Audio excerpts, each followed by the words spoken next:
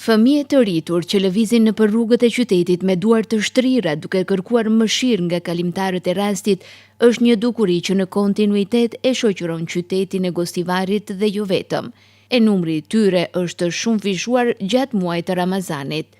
Ju lutem, ta blej një bukë është kërkesa që e përsërisim para çdo kalimtari dhe pritshmëria e tyre nuk përfundon këtu. Vazhdojnë e ecin nga prapa duke të uruar me fjalët më të mira nëse do t'i ndihmosh me ca denar.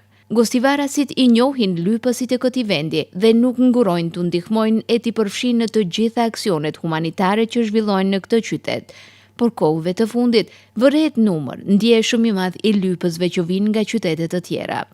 Kjo i ka bërë organet kompetente që t'i shpeshtojnë aksionet kontrolluese që në fokus kanë pikërisht lypësit. Lidhur me dukurinë e shtimit të numrit të lypësve, sektori për punë të brendshme dhe TOV edhe një herë apelon dhe rikujton se lypja si fenomen shoqërisht i devijuar dhe antisocial është në kundërshtim me ligjin për kundërvajtje kundër qetësisë dhe rendit publik dhe se për të njëjtën ligji parasheh gjoba. Nga ana tjetër, prindërit ose personat e tjerë që përfshin fëmijët drejt për drejt në lypje ose i lën pas dore, do të përballen me përgjegjësi penale dhe burgim në afat të caktuar.